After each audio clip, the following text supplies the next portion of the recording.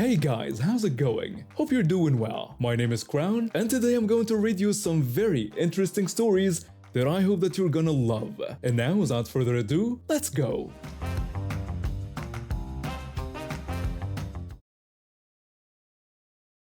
I prefer renting condos from private owners instead of apartment complexes. You get better security, nicer amenities, and usually more reasonable landlords who actually care about their property. At least that's what I thought until I met this guy.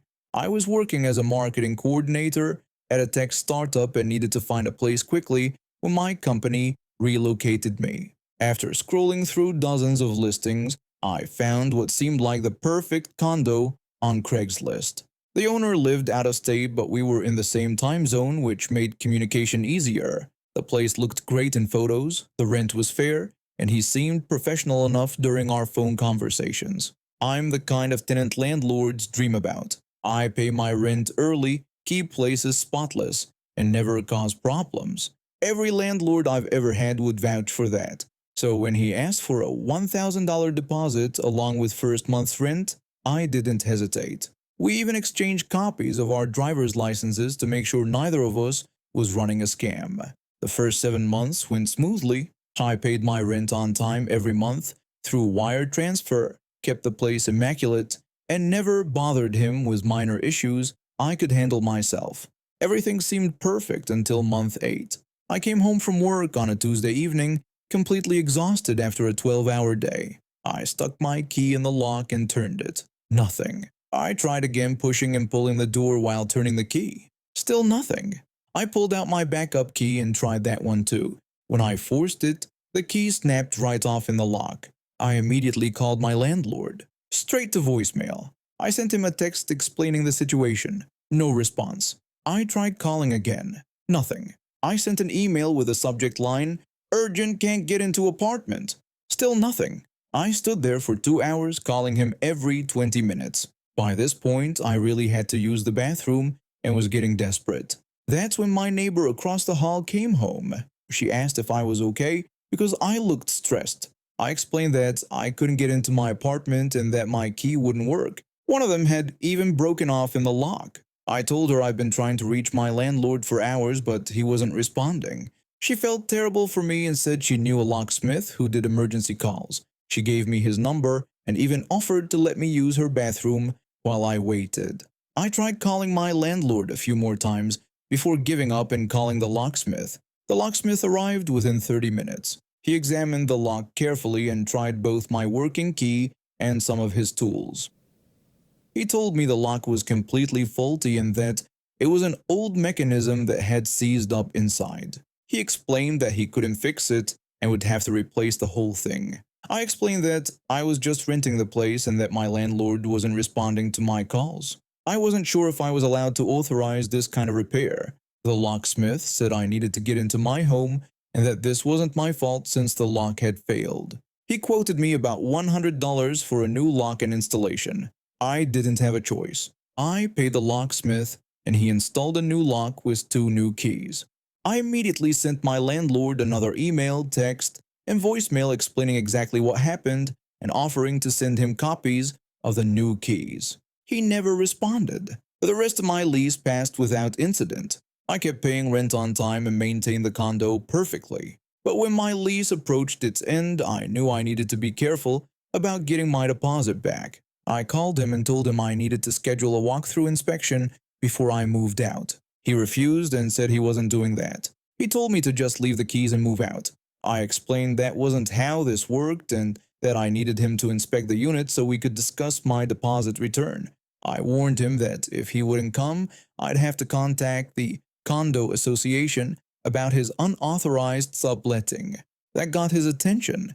He didn't have permission from the condo association to rent out his unit, and we both knew it. He agreed to send his friend to do the inspection for him instead of coming himself. His friend turned out to be a police officer who used to work with him. They were both cops. The proxy arrived on my move-out day, and we did a thorough inspection together. He suggested we check everything and test all the faucets, appliances, floors, and walls. We spent an hour going through every inch of the condo. I had cleaned it until it sparkled. Every surface gleamed, the carpets were professionally cleaned, and I had even touched up a few tiny scuff marks on the walls. After the inspection, he told me the place looked fantastic and that I had clearly taken great care of it. He said everything was working perfectly and that, from what he could see, there were no issues with my deposit. He assured me I should get my full deposit back. I handed over both keys to the new lock and drove to my new city that night, feeling confident about getting my money back. 1 month passed, no word about my deposit. I sent emails asking about the timeline for return. No response. I called multiple times. He ignored every attempt to reach him. 2 months after moving out, he finally contacted me. What he sent made my blood boil. He claimed that, after inspection, significant damage had been found. He listed broken blinds throughout the unit, multiple scratches on hardwood floors, door damage from the unauthorized lock change, scratches on the exterior door, rust stains in the bathroom, a non-functioning dishwasher, a leaking kitchen sink, a burned-out oven heating element, and a damaged dryer drum. He attached an itemized bill that came to exactly $1,000, my entire deposit. I was furious. Every single item on that list was a complete lie. His own proxy had confirmed the unit was in perfect condition. The dishwasher, sink, and oven had all worked perfectly during our inspection. There were no scratches on anything, no broken blinds, no rust stains. He had planned this from the beginning. He wanted my deposit money to either pocket for himself or use to upgrade his condo with improvements I'd essentially be paying for. I considered taking him to small claims court, but I had moved several states away and would have to take time off work and pay travel expenses just for a chance at getting my money back. That's when I remembered something important. He had been renting to me under the table. During our year-long landlord-tenant relationship, I had transferred over $12,000 directly to his personal bank account. I had all the wire transfer records, his bank routing and account numbers, and copies of his identification from when we exchanged driver's licenses. I spent an evening gathering all my documentation. Every bank statement showing wire transfers to his account, screenshots of our lease agreement, copies of his driver's license with his out-of-state address. I found his current address through public records and compiled everything into a comprehensive report. Then I filed a detailed complaint with the Internal Revenue Service. I reported him for failing to declare rental income on his tax returns. I included all the financial records proving I had paid him over $12,000 in rent that he had almost certainly not reported as taxable income. I also noted his unauthorized subletting of a condo where such rentals were prohibited by the association. After filing the report, I tried to put the whole situation behind me. I had lost my deposit, but at least I had done something about his fraudulent behavior. 3 years later, I was curious about what had happened to him. I did some online searching and found public bankruptcy records with his name. I was shocked at what I was reading. He had lost everything. His condo had been foreclosed on and sold to pay debts. His cars had been repossessed. The court records showed the Internal Revenue Service had seized his bank accounts for unpaid taxes and penalties. He had filed for bankruptcy but still owed massive amounts to the government. I paid the small fee to download his complete bankruptcy filing. Page after page detailed how he had lost the very condo he had stolen my deposit to supposedly repair. His assets had been liquidated to pay back taxes, interest, and penalties from years of unreported rental income. The man who had stolen my $1,000 deposit to fund improvements to his condo had ended up losing that same condo entirely. He had literally gambled with my money and lost everything in the process. I work as a nurse at the local hospital, which means my schedule is all over the place. Some days I'm pulling 12-hour shifts, other days I'm off completely. It's been like this for 3 years now, since I moved into this quiet neighborhood after my divorce. The house was affordable and the area seemed safe, which was exactly what I needed to start fresh. My neighbor lives in the house directly across from mine. We've exchanged the usual pleasantries over the years, the polite wave when getting mail, the quick good morning if we happen to leave at the same time. Nothing more than that. She seemed normal enough, maybe a little too interested in everyone else's business, but I figured that was just typical suburban behavior. Today started like any other day. I had ordered an American Girl doll for my niece's birthday next week. The tracking showed it would arrive between 12 p.m. and 2 p.m., but I had to cover an emergency shift at the hospital. I left around 11 a.m. hoping maybe the delivery would be late and I'd catch it when I got back. Around 1 p.m. my phone buzzed with a notification from my Ring doorbell. I was in the middle of checking on a patient, so I couldn't look right away. When I finally had a chance to check during my break, I saw the footage of the delivery driver dropping off my package. But then, about 10 minutes later, I watched as my neighbor walked right up to my front steps, looked around, and picked up my package like it was the most natural thing in the world. At first, I thought maybe she was being helpful. Maybe she saw it sitting there and wanted to keep it safe from porch pirates. That would be the neighborly thing to do, right? I finished up my shift and drove home feeling grateful that I had such a thoughtful neighbor. I got home around 1:45 p.m. and walked straight over to her house. I knocked politely and waited. When she answered the door, I smiled and told her I thought she might have grabbed my package earlier to keep it safe and that I had just gotten home from work. Her face went completely blank for a second, then she shook her head and said she had no idea what I was talking about. She said she hadn't seen any package. I was confused. Maybe she forgot, or maybe it was her husband who grabbed it. I asked again if she was sure, explaining that it would have been around 1 p.m.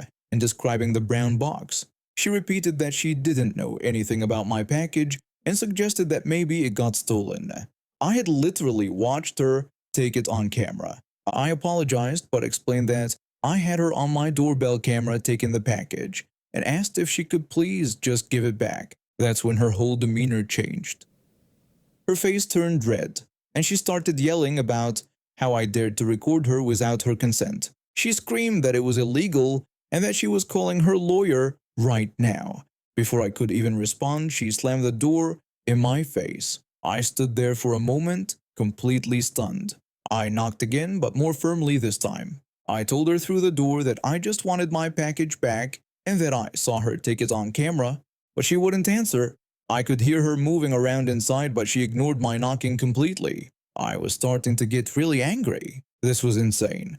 I had proof she took my package, and she was acting like I was a criminal. I went back to my house to copy the video file onto a flash drive. I was planning to file a police report when there was a sharp knock at my door. I opened it to find two police officers standing there. The officer explained that they had received a call about a disturbance. Someone had reported that I was harassing them and beating down their door. I explained the whole situation to the officers. One of them went over to talk to my neighbor, while the other stayed with me to review the doorbell footage. The video was crystal clear. You could see her face, see her looking around to make sure no one was watching, see her picking up the package and walking back to her house. The officer who had gone to talk to her came back shaking his head. He told me she was still saying she never took anything, even after he told her about the video. He said she kept screaming about being recorded without permission. It didn't take long for them to get a warrant to search her house. Sure enough, they found my package in her bedroom closet. But here's the crazy part. She had already opened it and was in the process of rewrapping it with different paper. She was literally planning to regift my niece's doll. Karen was arrested right there on her front lawn, and she was still screaming about privacy violations and harassment when they put her in the police car. She yelled that they couldn't record people without their permission and that she was going to sue all of us. About an hour later, her husband came home from work to find police cars in his driveway. He was mortified when the officers explained what had happened. He came over to my house with a doll, looking completely embarrassed. He apologized and said he had no idea she was doing this. He begged me to find it in my heart to drop the charges, explaining that she had been under a lot of stress lately. I felt bad for him, I really did. But stealing packages is a crime, and she had lied to my face multiple times, even when confronted with evidence. I told him I was sorry, but that I couldn't drop the charges. She had every chance to just give it back and apologize. Later that evening, the neighborhood watch captain stopped by my house. There had been a string of package thefts in our area over the past few months. Several neighbors had reported missing deliveries, and my neighbor had actually been a suspect in at least one other case, but nobody had ever had proof before. The captain told me I had done the right thing pressing charges. He said they had been trying to catch whoever was doing this for months. The next day, I invested in one of those packaged lock boxes for my front porch. It wasn't cheap, but it's worth a peace of mind. I haven't seen her come home yet. For all I know, she's still sitting in a jail cell telling anyone who'll listen about how her privacy was violated. Her husband has been keeping a very low profile. He won't even make eye contact when he sees me outside. The whole thing could have been avoided if she had just been honest from the start. Instead, she chose to lie, steal, and then try to make me the villain. I started volunteering at hospitals when I was in college studying public health. My family taught me to help others, and when I saw how understaffed our local hospital was, I knew I had to do something. But it feels good knowing we're making a difference. Our hospital is non-profit, which means we rely heavily on volunteers to keep things running. Without us, they'd probably have to cut their services in half. The staff always appreciated us, and we had a good system going. I became what people called the toxic handler. Basically, whenever someone needed to vent or had problems with difficult people, they came to me. I guess I'm good at listening and staying calm when things get heated. Everything changed in 2020 during the worst of the pandemic in Indonesia. We were already stretched thin, working longer hours and dealing with more stress than usual. That's when the new supervisor arrived. This guy came from a different province, and from day one he made it clear he didn't like volunteers. While the rest of the staff called us by our names and treated us like part of the team, he just sneered whenever he saw us. Our volunteer uniform was simple, just a red vest with a hospital logo. We wore whatever we wanted underneath since we were doing physical work and needed to be comfortable. T-shirts and jeans were perfectly fine according to the hospital's volunteer handbook, but not according to him. The first week he was there, he cornered one of the newer volunteers, a college student who was helping during her break. He demanded to know what she thought she was wearing, saying this was a hospital and not a playground. The girl apologized and tried to explain she was wearing the regulation vest and following the handbook. He cut her off, saying he didn't care what the handbook said and that volunteers thought they could just waltz in and do whatever they wanted. I watched this happen and stepped in. I told him she was following the dress code outlined in our volunteer guidelines and asked if there was a specific problem. He asked who I was supposed to be. I explained I was the volunteer coordinator for this shift and that if there was an issue with our procedures, I'd be happy to discuss it with the hospital manager.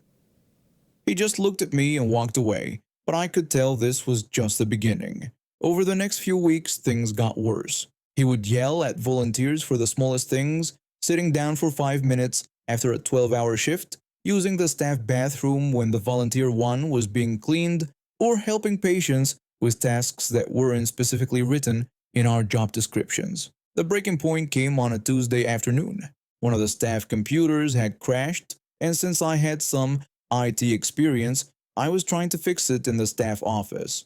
I'd done this dozens of times before. The hospital couldn't afford a full-time IT person, so volunteers with technical skills helped out when needed.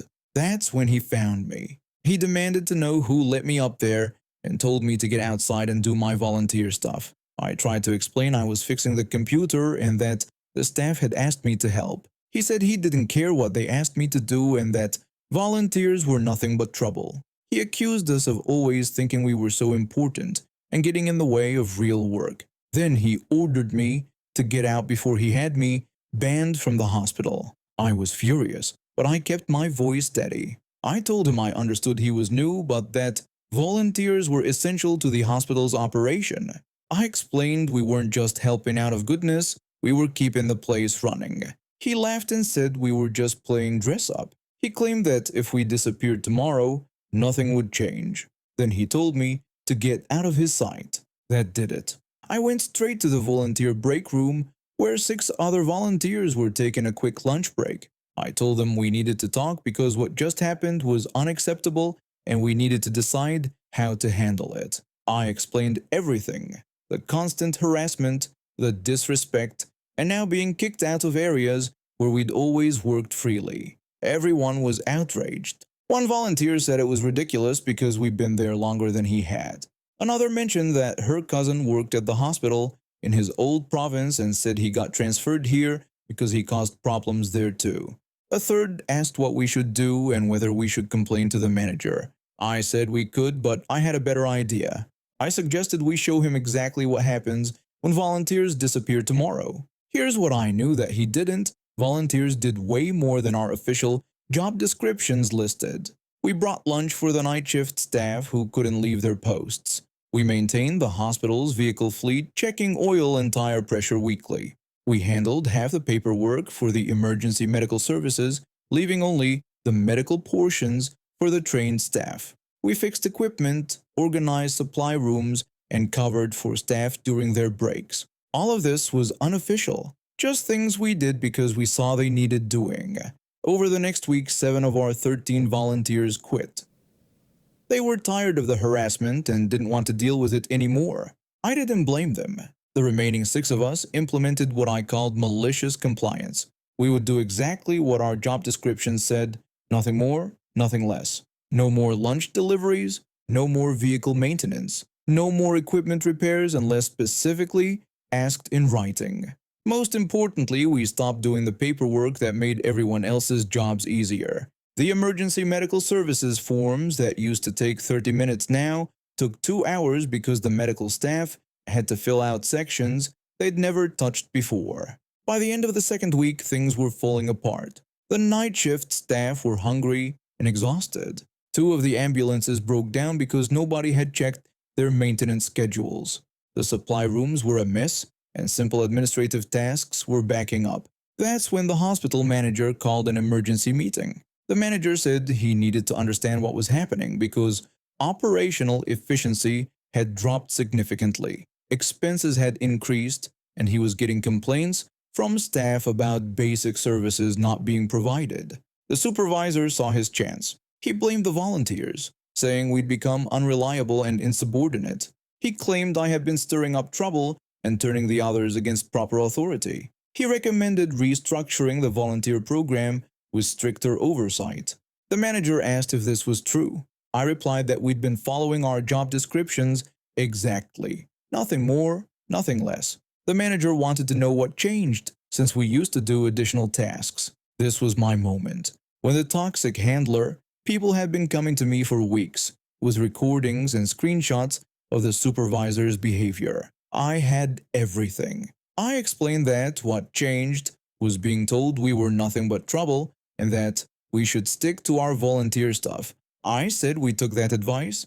I pulled out my phone and played the recording from our confrontation in the staff office. Then I showed screenshots of text messages where he'd called volunteers useless and wannabe staff members. The manager's face went red when he listened. He asked where I got these recordings. I explained that people had been coming to me for weeks about the hostile work environment and that I documented everything in case we needed to file a formal complaint about workplace harassment. The supervisor protested that the recording was illegal and couldn't be used against him. The manager corrected him, explaining that since this took place in a common workplace area during working hours and involved potential harassment, it was perfectly admissible evidence for an internal investigation. The room went quiet. The supervisor realized he'd been caught. The manager told him he was starting a formal investigation immediately and that, until it was complete, the supervisor was suspended from supervisory duties. 3 days later, the investigation concluded. The supervisor was demoted to regular staff and transferred to a different department where he had no authority over volunteers. His supervisory credentials were revoked, and a formal reprimand was placed in his permanent file. His reputation spread quickly through the hospital network in our region. Every hospital now knows about his discrimination against volunteers. If he tries to quit and find work elsewhere, the paper trail will follow him. The hospital manager also issued new policies protecting volunteers from harassment and created an official feedback system, so issues like this could be addressed before they got out of hand. 6 months later, we're back to our full volunteer staff of 15 people. The supervisor still works in the basement filing department, where his interactions with volunteers are minimal. Every time I see him in the hallway, he looks the other way.